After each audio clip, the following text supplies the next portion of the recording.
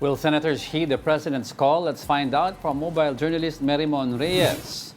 Merimon, of course, ang tanong dito is may plenary session na ba at 3? Kasi sabi ni Senator JB Ejercito, walang advice daw. At mukhang quote, tungangan na naman. Sino ba ang nagtutunganga daw? Actually, ginagamit nga nila, Diego, na parliamentary tool daw. Itong hindi para pag makabuo ng quorum. Pero isisingit ko lang habang nag-aabang pa ako sa ibang mga senador, may isang estudyante tayo nakasalubong dito na nag-file ng ethics complaint laban kay Senate President Alan Peter Cayetano, pati sa majority block senators. Though nakalagay sa prayer niya ay yung pag-apply ng ethics committee ng appropriate disciplinary sanctions or actions na maaari. So, kakabit ko lang ito, Sir Mark. So, ang name niya ay Mark, legal management student siya from somewhere in QC. And sir, ano yung mensahe ba na gusto iparating? Bakit din kayo nag-file ng ethics complaint?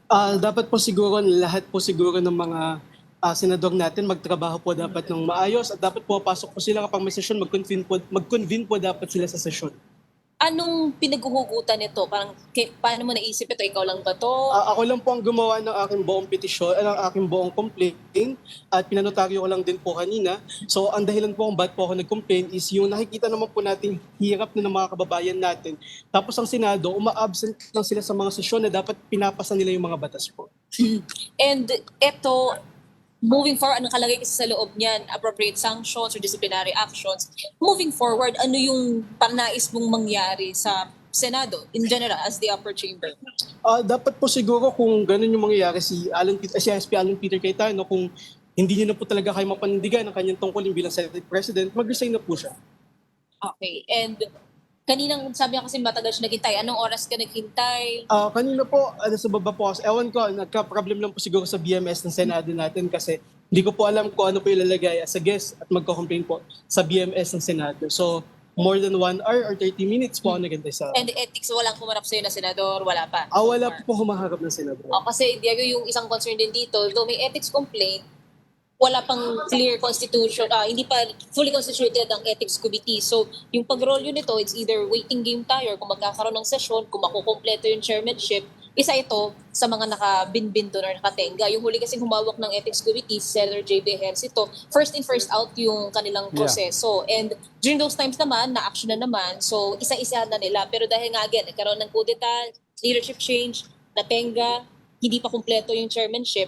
So ito, isa rin ito sa magiging waiting game pa as of now. Maraming salamat, Mark Duque. Baka marami pang makikipag-usap sa'yo. Thank you. So, estudyante rin siya from QC. And ito sa likuran natin ngayon, nag-aabang tayo ng mga senador. Dahil, again, ang sabi ni SP Cayetano kanina sa Facebook Live niya, parliamentary tool nilang gagawin ito. Dahil nga pilit daw na hinaharang ng minority senators yung hearings, yung proceedings, gusto raw agawin yung committees. Well, ang sinasabi ni SP, tuloy pa rin daw bukas yung pagdinig ng Blue Ribbon Committee. Ang man of the hour nga daw is si Senator Dante Marcoleta kasi originally may subcommittee silang gustong buuin, pero to note, kailangan itong ma-formalize sa session. So if hindi, magiging Blue Ribbon Committee in general yung hahawak ng pagdinig bukas. Pero ang question din kasi dito, hindi pa again kompleto ang miyembro ng Blue Ribbon Committee. That's Diego. right. Alright, Merimon, may citing ka ba dyan within the Senate premises of any majority senators? Well, so first, din ang Senator Tulfo pa lang itong nakikita natin dito sa likuran ko. Ang kanina kasi naglabas ng mensahe si Senator Aimee Marcos na hindi sila sure kung pupunta ang majority senators. So far nandito, eto, teka, ihaharap ko kayo.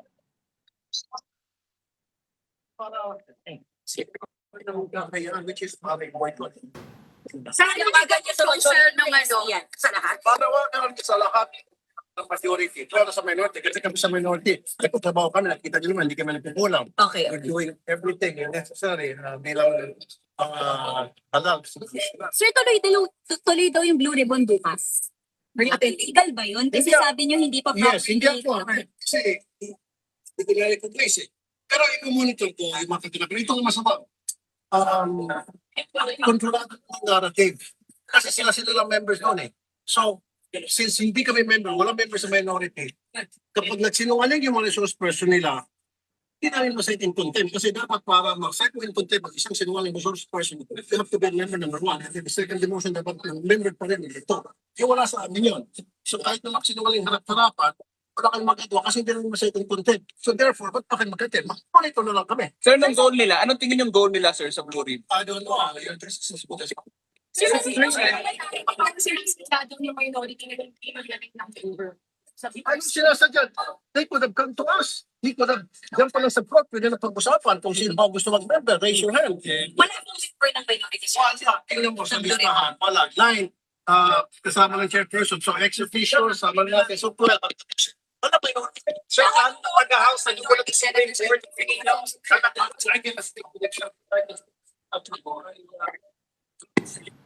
Ayun. Marymon. Marymon. So, Okay. so far, Tama ba yung narinig natin, no? Walang member ng minority sa ano? ni Senator Tulfo. Yeah. Walang member ng minority sa Senate Blue Ribbon Committee. Sa ngayon, wala pa. Okay. Wala pa. So, Sa ngayon? ex-officio members pa lang sa ngayon. Kaya ito yung kine-question nila na nabuo daw on illegalities ang Senate Blue Ribbon Committee. And actually, have a copy here nung notice na binigay. And ang nakita kasi natin dito, ang senator members na nakalista is si Senator Pia Cayetano, chairperson, Senator Dante Marcoleta, Jigo Estrada, vice chairperson, yung ibang mga miyembro, Senator Chis Escudero, Senator Bongo, Amy Marcos, Robin Padilla, Mark Villar, Senator Camille Villar. Pero may notice na nakuha sila Senator Bam Aquino, Senator Bato de la Rosa, JP Hercito, Risa Ontiveros, Sherwin Gatchalian, Ping Lacson, Lito Lapid, Kiko Pangilinan, Erwin Tulfo, Rafi Tulfo, and Senator Mig Zubiri. Ang ex-officio kasi ng members nito, automatic si Minority Leader, Senator Tito Soto, Yes. Majority Leader, Senator Joel Villanueva, and Pro Tempore, Senator Loren Legarda. Alright, well, as we all know, sinidi adjournment na, no? So, what's going to Yes. happen paglampas ng cut-off later at walang pumunta ng majority at officially matetenga yung mga remaining bills na kailangan ipasa. Alam natin, Marymon, kasi malapit na ang SONA ng Pangulo at madaming nakabinbin.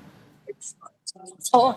Actually, yun yung tinitignan natin. They only have until today to hold a session bago yung sinidi adjournment ng Congress. And ang mangyayari, tulad ng sabi mo, marami matatenga. Number one, yung subcommittee na nais buuin ng Blue Ribbon, kung sakali man na ito na yung Yeah. hahawak nga sa investigation of flood control projects, kailangan ma-formalize sa session. So kung hindi mangyayari ang session, hindi yun mangyayari, andyan ang parang Blue Ribbon Committee in general. Yung ilan sa mga nakalistang na agenda for this day din kasi same din siya sa mga hindi natakal na mga lumipas na araw.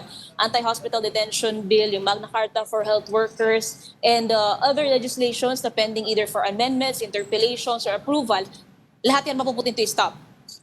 Kanina sa FB livestream ni SP Cayetano, nilinaw niya rin yung reports na umaabot daw, na nakikita niya raw na umaabot sa Malacanang na kesyo hindi raw nagkakaroon ng pag-usad sa LEDAC bills. Pero ilang beses niya raw, hindi raw bababa sa 2 beses niya raw na in-express na handa naman daw ang Senado anytime as long as ready na rin daw yung bills at kung sakali naman daw na meron sa committees daw yung lalabas. So, maling impormasyon daw ang umaabot sa Malacanang. So, we have yung kinorek na yan ni SP Cayetano Cuno doon sa kanyang FB livestream, yung pending na legislations, even yung Philippine citizenship sa mga atleta, parang hindi natin siya nakita na part ng agenda today, pero sinasabi nila babalik na lang daw sila anytime, nakakailanganin sila, hindi naman daw sila mawawalan ng pag-asa dito.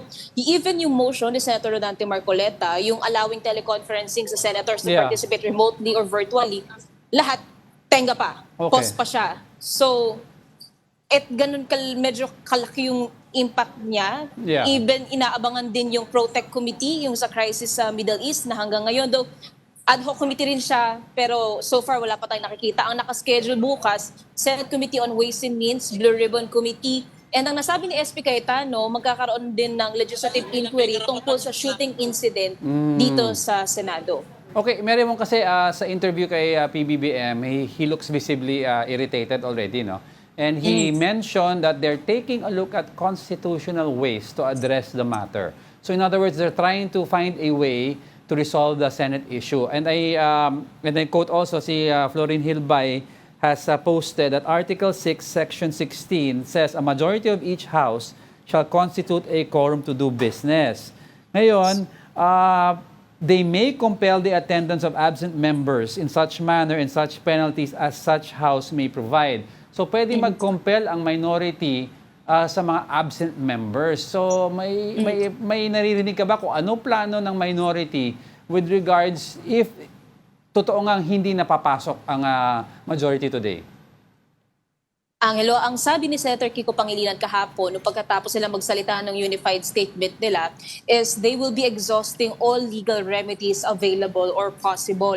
Ang tinanong ko sa kanya, kasama ba dito yung pag-file ng ethics complaint or yung pagdulog sa Supreme Court? Just in case lang, sabi niya hindi pa raw napapag-usapan in finality, pero ito raw ay possibly part nga ng legal remedies. Kaninang umaga naman, naglabas din ng pahayag si Senator Ping Lacson na sinasabi, disciplinary mechanism ang Senate Ethics Committee. So maaaring kahit na sinong citizen or kahit na sinong taxpayer daw ng bansa, maaaring mag-file ng complaint laban dito sa mga senador. And to note, kanina si Mark Duque, isa na siya sa nag-file ng ethics Right. complaint laban dito sa mga senador. So wala pang nagiging final say, wala pang nagiging final call on their end kung ano na ba yung next move nila forward. Pero ang malinaw is, ngayong araw na ito, papasok daw sila, which is what's happening Yes. currently na naghihintay na sila sa loob.